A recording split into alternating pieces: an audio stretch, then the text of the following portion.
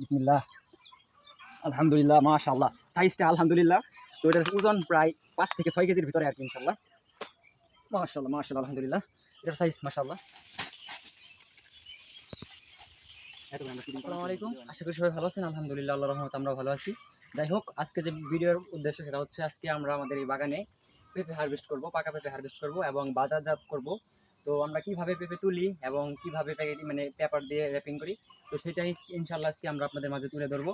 তো সম্পূর্ণ ভিডিওটি ধৈর্য সহকারে দেখবেন এবং ভিডিও যদি ভালো লাগে তাহলে অবশ্যই লাইক কমেন্ট শেয়ার করবেন।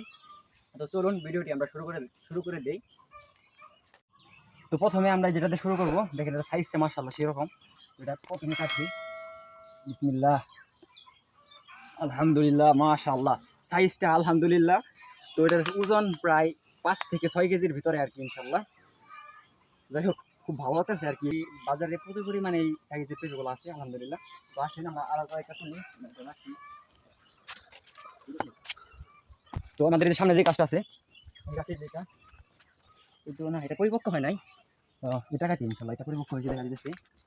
এই দিক দিয়ে কাটিটা মাশাআল্লাহ মাশাআল্লাহ আলহামদুলিল্লাহ এটার সাইজ মাশাআল্লাহ। এটার ওজন যদি ধরি তাহলে 2 কেজি ইনশাআল্লাহ। 3 কেজি হবে। 3 কেজি 3 কেজি হবে। হয় ইনশাআল্লাহ। 2.5 থেকে 3 কেজি হয়ে যাবে ইনশাআল্লাহ এটা। এদিকে আসো, এদিকে আসো। ক্যামেরাম্যান যদি পিছে বসে থাকো তাহলে তো হবে না, আমার সাথে সাথে চলতে হবে। তো এখন আমরা পাকা একটু এটা পরিপক্ক হয়েছিল সেটা কাটলাম। তো এখন যেটা কাটবো সেটা হচ্ছে পাকা, দেখে গেছে এটা আজকে অথবা কালকে এটা খাওয়া যাবে আর কি। এই যে মাশাআল্লাহ এটা সাইজটা একটু ছোটো যদিও, তাও এটা 1.5 কেজি। এই 1.5 কেজি তো না, 1800 1 কেজি 800 গ্রামের মতো হবে এটা। যাই হোক মাশাআল্লাহ। আবারও বলি, যাদের বীজ লাগবে আমাদের এই বাগান থেকে ইনশাআল্লাহ আমরা প্রচুর পরিমাণের চারার অর্ডার পাইছি আলহামদুলিল্লাহ, এবং বীজও আমরা বিক্রি করতেছি। যদি আপনাদের বীজ লাগে, দেখেন পেঁপের সাইজ আগে দেখাই আগে। এই যে সাইজটা দেখেন, এই যে একটা তরমুজ, বাজারে এই সাইজের তরমুজও হয় না আর কি। মাথার সাথে মাথার সাথে এই যে দেখেন আমার মাথাটা খেয়াল করেন আর আমার পেঁপেটা খেয়াল করেন। দুই একসাথে করে। এই যে একটা তরমুজ, এটা পেঁপে না, এটা হচ্ছে তরমুজ।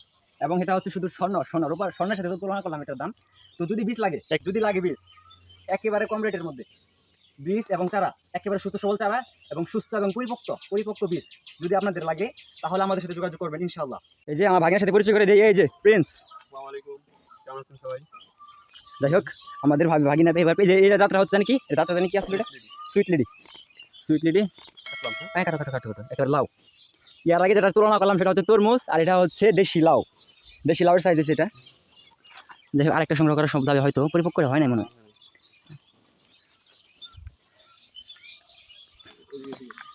আসলে যখন গাছে ফল আসা শুরু হয় তখন যে একটা মনের শান্তি, এবং যখন এটা হারভেস্ট করা হয় ওই সময়ের যে একটা শান্তি, এবং কি ওই শান্তিটা, ওই মানসিক শান্তিটা আসলে অন্য কোনো ভাষায় প্রকাশ করা যাবে না। তবে যারা কৃষি চাকরির সাথে যুক্ত আছে তারা এই বিষয়টা পরিপূর্ণভাবে বুঝবো যে বিষয়টা কীরকম। একটা জিনিস ছোটো থেকে বড় করে তিলে বড় করে যদি সেটার মাধ্যমে যখন একটা সফলতা আসে, তখন যে একটা অনুভূতি, সেটা আসলে ভাষায় প্রকাশ করা সম্ভব না। যাই হোক, এই যে সাইডেও আছে, এই সাইডও কাটতেছে।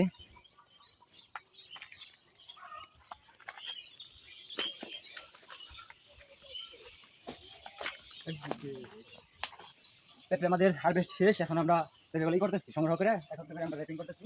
আপনাদেরকে দেখাই।